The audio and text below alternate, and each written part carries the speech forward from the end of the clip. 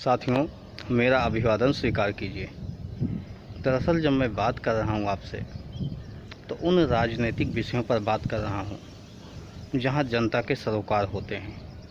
आपको समझना होगा कि बहुत काल से, जब से देश आज़ाद हुआ, कुछ ही ऐसे विषय रहे जहाँ पर जनता के हित की बात होती है। वो बात ये है, वो विषय ये है, सबसे पहले नारा दिया गया था रोटी कपड़ा मकान। आवश्यक भी था। देश जिन परिस्थितियों में आज़ाद हुआ था, सभी के पास खाने की व्यवस्था नहीं होती थी, पहनने को कपड़े नहीं होने थे और मकान भी नहीं होते थे, अपनी छत भी नहीं होती थी।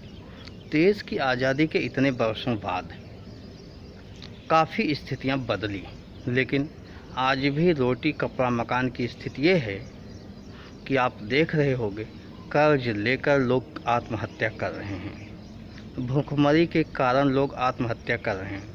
हमने अपने यहाँ, हमारे आसपास जो लोग काम करते हैं, देखता हूँ काफ़ी महिलाएं हैं जो रोटी और प्याज,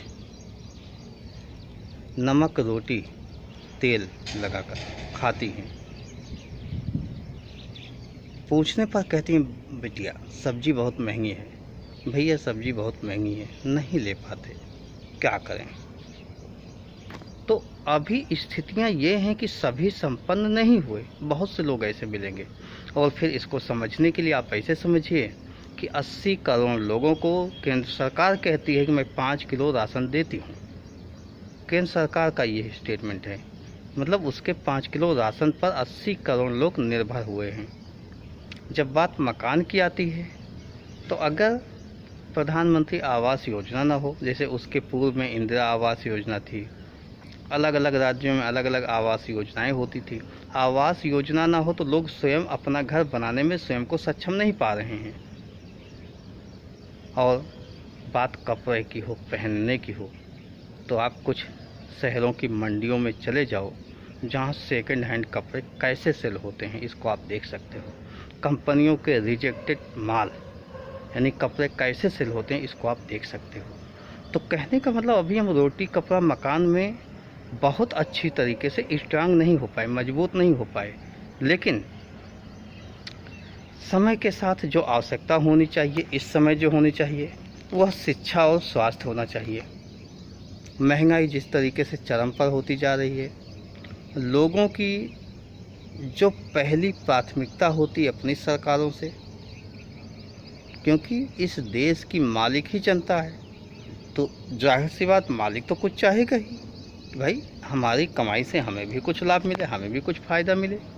तो वो शिक्षा और स्वास्थ्य है। इस देश में सभी को समान शिक्षा, समान परिवेश में निःशुल्क मिलनी चाहिए। स्वास्थ्य के समय ये न लगे कि किसी का खेत बिक जाए, किसी को ज़मीन गिरवी रखने पड़े, किसी को पत्नियों, बहनों या अन्य घर की महिलाओं के जेवरात को गिरवी रखना पड़े। तो ऐसी स्थिति नहीं होनी चाहिए।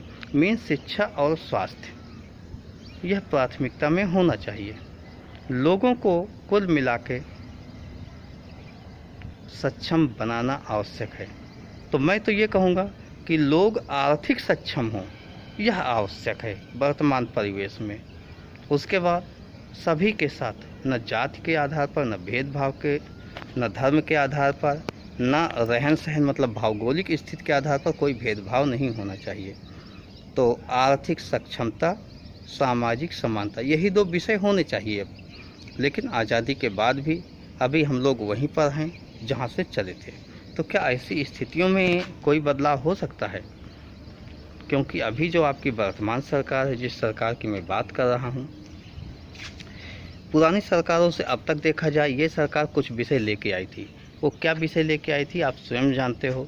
भ्रष्टाचार समाप्त होगा, मुस्लिम तुष्टीकरण उसके पहले की सरकारें करती थी, वो समाप्त हो जाएगा, परिवारवाद समाप्त हो जाएगा, सभी के खाते में 15 लाख रुपए आ जाएंगे, सभी का अपना मकान होना चाहिए, सभी की शिक्षा होनी चाहिए, सभी का स्वास्थ्य, मतलब सब कुछ जो भी मानव जीवन की मूल आवश्यकताएं होती, वो सब कुछ नरेंद्र मोदी के नेतृत्व वाले लोगों ने कहा, नरेंद्र मोदी ने कहा, लेकिन हुआ क्या?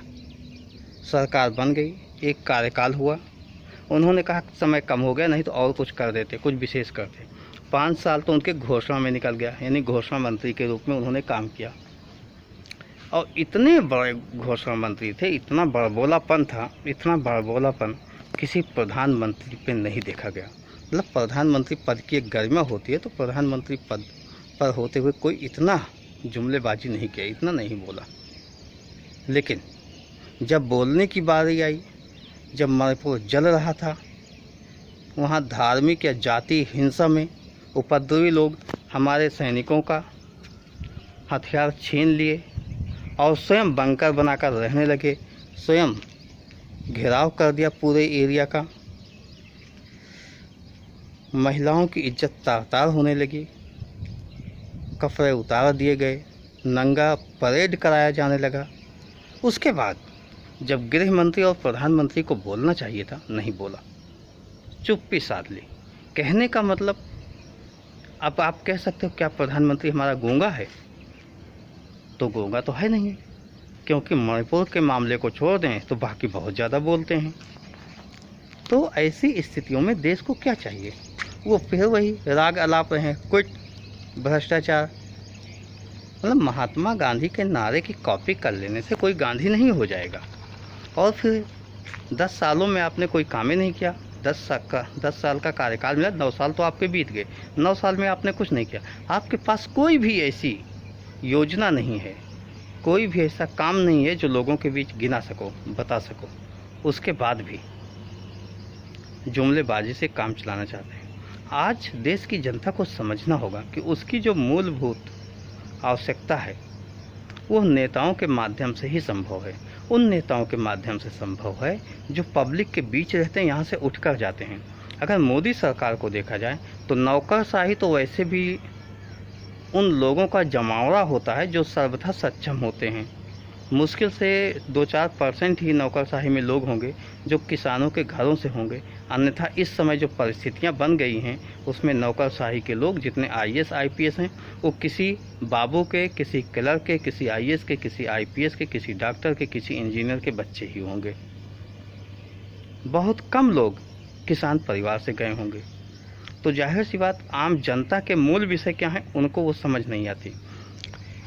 मंत्रियों की फौज देखी जाए केंद्र सरकार की वर्तमान में, तो वही मंत्री हैं जिनको मोदी जी पसंद करते हैं, होना भी चाहिए, प्रधानमंत्री की ही पसंद का होना चाहिए।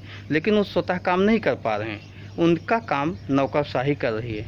वो तो खाली दिखावे के लिए चेहरा बने हुए हैं, क्योंकि मंत्रिपरिषद में किसी को बनाए रखना है। लेकिन जहाँ पर लगता है कि चेहरे से काम नहीं चलेगा, वहाँ नौकरशाही के लोगों को लाकर ही मंत्री बना दे रहे हैं। इस तरीके से काम किया जा रहा है। कहने का मतलब आम जनता का प्रतिनिधित्व तो मोदी सरकार में है ही नहीं जो आम जनता के लिए काम कर सके। तो घोषणाओं के आधार पर आम जनता कब तक बेवकूफ़ बनती रहेगी? आम जनता को सोचना होगा कि हमारे जो मूलभूत विषय हैं उन विषयों के साथ यह सरकार नहीं चल पा रही है, और वर्तमान में कैसे काम हो उस पर एक गहन चिंतन की आवश्यकता है। मैं आम जनता, देश की सभी जनता से निवेदन करूंगा, अनुरोध करूंगा, आर्थिक समानता, सामाजिक सक्षमता, आर्थिक सक्षमता, सामाजिक समानता, इस विषय के साथ आप लोग आगे बढ़िए। आइए, साथ आइए, मिलकर आगे कदम बढ़ाते हैं और राजनीति का उस सिद्धांत, उस पाठ को हमेशा के लिए समाप्त करते हैं जिसमें क्या होता है, कांग्रेस मुक्त भारत बनाते बनाते सभी कांग्रेसियों को लेकर भाजपा कांग्रेस युक्त भाजपा बना गई। तो ऐसी व्यवस्था हमें नहीं चाहिए। उन नेताओं को हटाना ही होगा जो वास्तव में भ्रष्टाचारी हैं, जो वास्तव में आम जनता के लिए कुछ काम नहीं करना चाहते, मौका देखते ही पाला बदल लेते हैं। तो ऐसी बदलाव के लिए आपको मैदान में आना होगा। आइए, आपका स्वागत है। यदि आप भारत के, इस देश के जिम्मेदार नागरिक के रूप में स्वयं को पाते हैं, सक्षम पाते हैं और कुछ समय दान देना चाहते हैं, तो आइए, आपका स्वागत है। धन्यवाद। जय हिंद, जय भारत।